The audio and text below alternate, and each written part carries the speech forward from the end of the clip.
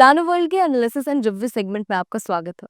आज हम बात करेंगे कोटक इक्विटी अपॉर्चुनिटीज फंड के डायरेक्ट वर्सेस रेगुलर प्लान के बारे में। इस वीडियो में हम जानेंगे कि इस फंड की परफॉर्मेंस कैसी है डायरेक्ट और रेगुलर प्लान में। साथ ही हम वीडियो में आगे ये भी डिस्कस करेंगे कि आप अपने इन्वेस्टमेंट्स पर जानकारी की कमी के कारण कितना ज्यादा नुकसान कर देते हैं और इसका आपकी लाइफ पर क्या इम्पैक्ट होता है। तो अंत तक वीडियो में बने रहे, वीडियो को लाइक करें, साथ ही चैनल को सब्सक्राइब करें। ये फंड आपके लिए कैसा है, इसके लिए आप अपना रिस्क प्रोफाइलर किसी एडवाइजर के साथ चेक करें या फिर खुद प्रॉपर फाइनेंशियल एजुकेशन लेकर इसको करें।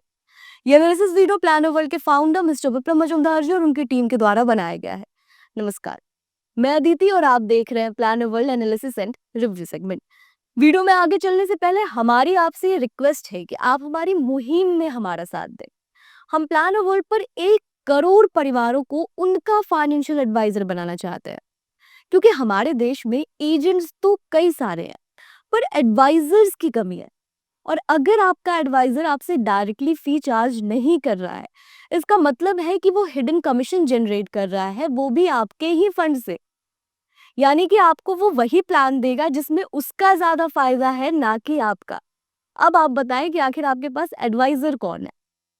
मेरा आपसे एक सवाल है कि आज तक आपने जो भी इन्वेस्टमेंट्स किए हैं वो आखिर किससे पूछ कर किए हैं? किसी म्यूचुअल फंड एजेंट से, इंश्योरेंस एजेंट से, या फिर किसी बैंकर से? कभी आपने सोचा है कि क्या इनकी वाकई दिलचस्पी है आपके भविष्य की जिम्मेदारियों को पूरा करने में? तो यहाँ पर सोचने वाली बात यह है कि क्या आपका एजेंट ये चाहता है कि आपके लाइफ की जिम्मेदारियां पूरी हो, या फिर आपका एजेंट ये चाहता है कि उसका एक ऐसा प्लान बिके जिसमें उसका ज्यादा मुनाफा हो, जब आप आपके पास खुद है। तो अब आप इन पे कैसे डिपेंड हो सकते हैं अपनी जिम्मेदारियों को पूरा करने के लिए? भविष्य आपका है, जिम्मेदारियां आपकी हैं, तो उनको पूरा करने की रिस्पॉन्सिबिलिटी भी तो आपकी ही बनती है। आपके पास आखिर है कौन? इसलिए आपको खुद ही अपना फाइनेंशियल एडवाइजर बनना होगा, जिसके लिए आपको जरूरत है फाइनेंशियल एजुकेशन की। तो जल्द से जल्द अपने फाइनेंशियल एजुकेशन की शुरुआत करें। आइए चलते हैं कैलकुलेटर पर, जो बनाया है प्लानो वर्ल्ड के फाउंडर मिस्टर विक्रम मजूमदार जी ने। ये एक सर्टिफाइड फाइनेंशियल प्लानर है और लगभग 20 सालों से फाइनेंशियल प्लानिंग में है। इन्होंने 25,000 से ज्यादा परिवारों को ट्रेनिंग के माध्यम से ये सिखाया है कि उन्हें अपना पैसा खुद कैसे मैनेज करना है। ये आपके सामने कैलकुलेटर है। हमने यहाँ पर कोटक इक्विटी अपॉर्चुनिटीज फंड लिया है। यहाँ पर हम रेगुलर और डायरेक्ट की एनएवी को कंपेयर करेंगे। साथ ही हम ये भी चेक करेंगे कि आप अपने इन्वेस्टमेंट्स पर जानकारी की कमी के कारण कितना लॉस कर रहे हैं। 2 डेट्स आपको यहाँ पर दिख रही होंगी। पहली डेट है 23 जुलाई 2020 की और दूसरी डेट है आपके सामने 21 जुलाई 2025 की। वैसे में देख लेते हैं कि 23 जुलाई 2020 को रेगुलर और डायरेक्ट की क्या एनएवी थी इस फंड की। तो यहाँ पर रेगुलर की एनएवी थी 15.12 और डायरेक्ट की एनएवी थी 15.77। अब आ जाते हैं अभी के नियरेस्ट डेट पर, जो कि हमने ली है 21 जुलाई 2025 की डेट। यहाँ पर रेगुलर की एनएवी है 26.14 और डायरेक्ट की एनएवी है 28.73। अब इसको एक एग्जाम्पल से समझने की कोशिश करते हैं। मान लेते हैं कि एक व्यक्ति ने 1 लाख का इन्वेस्टमेंट किया था 2020 में। तो आज की तारीख में उनके इन्वेस्टमेंट की क्या वैल्यू होगी रेगुलर और डायरेक्ट प्लान में इस फंड के? तो यहाँ पर रेगुलर में इस इन्वेस्टमेंट की वैल्यू होगी अप्रोक्स 1,72,000 की। वहीं दूसरी तरफ डायरेक्ट में इस इन्वेस्टमेंट की वैल्यू हो जाएगी 1,82,000 की। यानी कि इन दोनों अमाउंट के बीच का जो डिफरेंस आ रहा है वो आ रहा है 9,219 रुपीज का। मतलब ये है कि 1 लाख के इन्वेस्टमेंट पर 5 साल में आप 9,000 रुपए का नुकसान कर रहे हैं।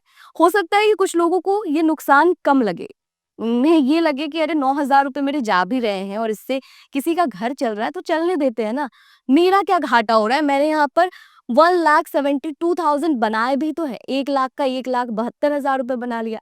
लेकिन यहाँ पर समझने वाली बात यह है कि आपने बस 1 लाख का इन्वेस्टमेंट किया नहीं होगा और आपने टाइम पीरियड भी बस 5 साल का नहीं लिया होगा। आपने और भी कई इन्वेस्टमेंट्स किए होंगे जो कि और लंबे टाइम के लिए किए होंगे।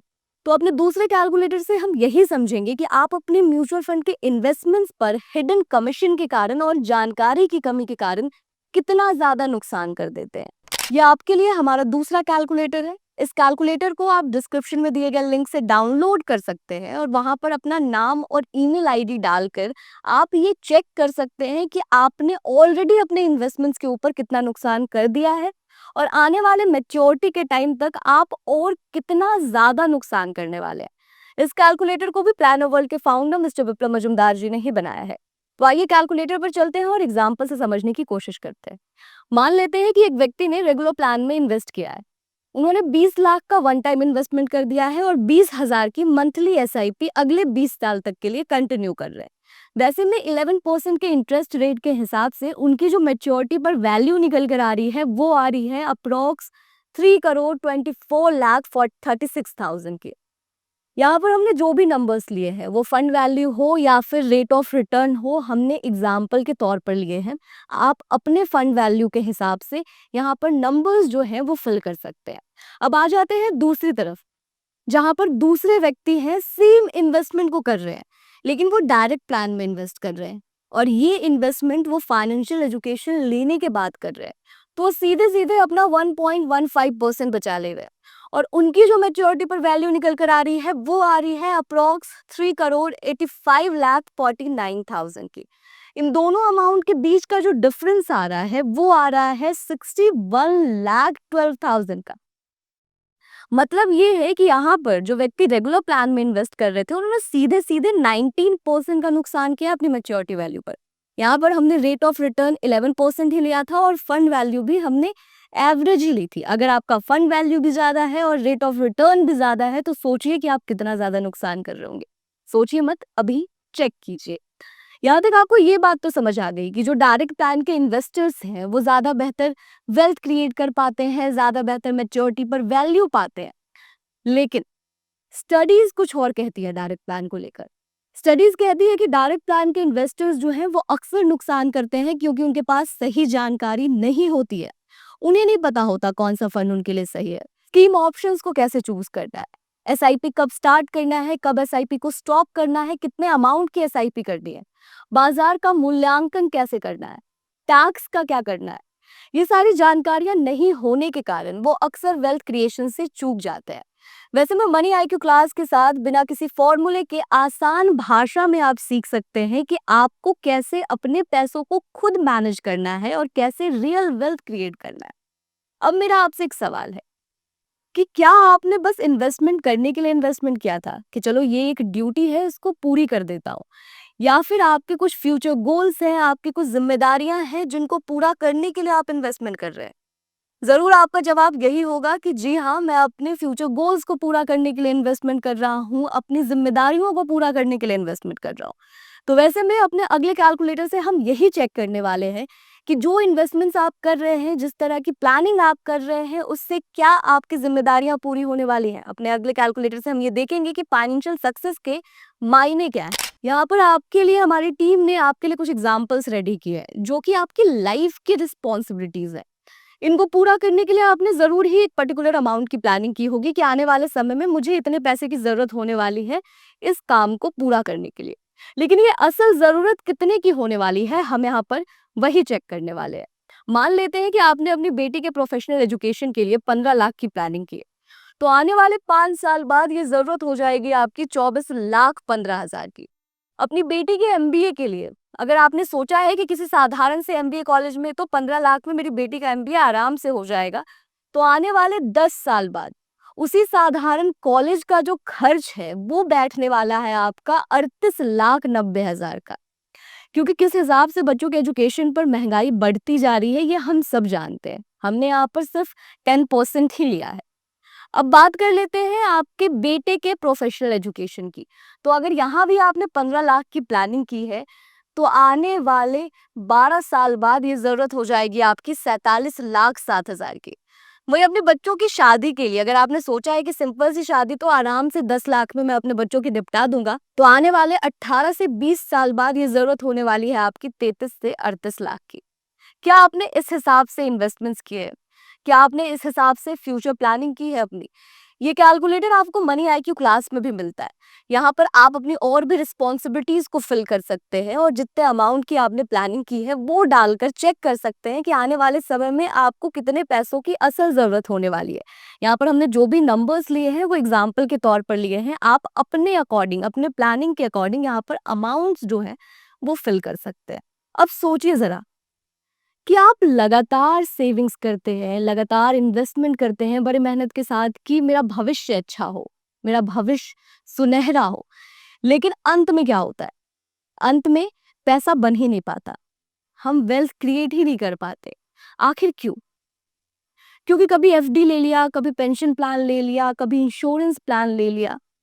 ये वही सारी चीजें तो हैं जो हमेशा से हमें सिखाई गई हैं, हमें कभी करेक्ट नॉलेज ही नहीं दी गई। और इसीलिए एक बच्चे के एजुकेशन के बाद दूसरे बच्चे के एजुकेशन के टाइम पर हम ये सोच रहे होते हैं कि आखिर पैसा आएगा कहाँ से, इसकी एजुकेशन कैसे कंप्लीट होगी। इन्वेस्टमेंट तो हम आखिरकार करते ही हैं, वो एफडी में करें, इंश्योरेंस प्लान में करें, पीएफ में करें या फिर म्यूचुअल फंड के डायरेक्ट या रेगुलर में करें। लेकिन हम उसी इन्वेस्टमेंट को करने के लिए किसी ना किसी से एडवाइस ले रहे होते हैं, और जो हमारा एडवाइजर हमें एडवाइस कर रहा होता है वो हमारे लिए कितना सूटेबल है ये हमें खुद नहीं पता होता, और अंततः हम उसकी ही एडवाइस को मजबूर होकर मान लेते हैं कि चलो यही सही बोल रहा होगा, क्योंकि हमें तो खुद पता ही नहीं है कि हमारे लिए क्या सही है। अभी हमने कैलकुलेटर के थ्रू भी यही चेक किया था कि कैसे एक व्यक्ति उसी इन्वेस्टमेंट के साथ ज्यादा बेहतर रिटर्न बना रहा है और दूसरा व्यक्ति कम रिटर्न के साथ ही खुश हो जा रहा है, और अंततः वो अपनी जिम्मेदारियों को पूरा नहीं कर पा रहा है। तो इसीलिए आपको खुद ही अपना फाइनेंशियल एडवाइजर बनना होगा, आपको खुद प्रॉपर फाइनेंशियल एजुकेशन लेकर समझना होगा कि आपके भविष्य के लिए क्या सही है, क्योंकि भविष्य तो आपका है ना, इसके बारे में कोई और कैसे बेहतर बता सकता है आपको। तो आपको ज़रूरत है करेक्ट नॉलेज की, जो आपको मिलने वाला है मनी आईक्यू क्लास पर। मनी आईक्यू क्लास पर आपको आपके 5 सवालों के जवाब मिलते हैं। कौन सा इन्वेस्टमेंट आपके लिए सही है, रिटायरमेंट के क्या तरीके हैं, 5 से 7 सालों में आप फाइनेंशियली फ्री कैसे हो सकते हैं, ऑल्टरनेट इनकम कैसे जनरेट कर सकते हैं, लोन्स को लेकर, बच्चों के फ्यूचर को लेकर, इंश्योरेंस को लेकर क्या बेस्ट प्रैक्टिसेस है। ये सारी चीज़ें आप सीखते हैं सिर्फ 499 में। लिटरली 20,000 का कोर्स आप 499 में करने वाले हैं, और इस कोर्स को करने के बाद आप ये फील करने वाले हैं कि काश मैंने ये सब कुछ पहले सीखा होता। तो जो गलतियां मैं लगातार अपने इन्वेस्टमेंट्स पर दोहराता आ रहा हूँ वो मैं नहीं दोहरा रहा होता, वो मैं नहीं कर रहा होता। तो सही मानिए अभी भी देर नहीं हुई है, आप अभी भी अपने इन्वेस्टमेंट्स को करेक्ट कर सकते हैं मनी आईक्यू क्लास से सही ट्रेनिंग लेकर। मनी आईक्यू क्लास का लिंक आपको डिस्क्रिप्शन में मिल जाएगा, या फिर आप planover.com वेबसाइट को भी विजिट कर सकते हैं। यहाँ पर आपको रिकॉर्डेड सेशन मिलता है, जिसको कंप्लीट करने के बाद आपका लाइव क्लेरिफिकेशन सेशन होता है मिस्टर विप्लव मजुमदार जी के साथ, जहाँ पर आप मनी आईक्यू रिलेटेड कोई भी डाउट क्लियर कर सकते हैं और पूछ सकते हैं जो भी आपके सवाल है। तो जल्द से जल्द फाइनेंशियल एजुकेशन की शुरुआत करें, और मनी आईक्यू आपके लिए बेहद ज़रूरी है। तो आप जितना देर करेंगे, जितना डीले करेंगे, आप उतना रिग्रेट करेंगे। भविष्य आपका है, इसे संवारना भी आपको ही है। आशा करती हूँ कि आपको ये वीडियो अच्छा लगा होगा। अगर आपको ये वीडियो अच्छा लगा है तो इस वीडियो को लाइक करें, साथ ही इस चैनल को सब्सक्राइब करें। इस तरह के और भी प्लान्स के ऊपर अगर आप रिव्यू और एनालिसिस वीडियो देखना चाहते हैं तो आप कमेंट सेक्शन में बता सकते हैं। हमारी टीम जल्द से जल्द आपके लिए उस पर्टिकुलर प्लान के ऊपर रिव्यू और एनालिसिस वीडियो लेकर आएगी। तब तक के लिए धन्यवाद।